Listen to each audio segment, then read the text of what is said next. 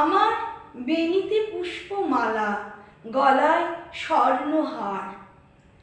মালা আর হার আপাত দৃষ্টিতে শুনলে মনে হয় দুটোই সমার্থক শব্দ, কিন্তু না, দুটো সমার্থক শব্দ নয়। যে সকল বস্তু বৃত্তাকারে সজ্জিত সেটা হচ্ছে মালা। যেমন রাতের আকাশে তারার মালা, আলোর মালা, পুষ্পমালা। বৈষ্ণবরা একটা ব্যাগের মধ্যে ঠাকুরের নাম করে যে মালাটা দিয়ে, জপমালা। আর হার কথাটা এসেছে হরণ থেকে, হৃদয় হরণ।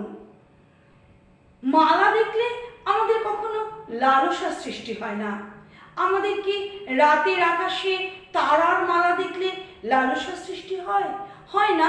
আমাদের ভালো লাগে দেখতে। পুষ্পমালা দেখতে ভালো লাগে, কিন্তু এটা দেখে লোভ হয় না।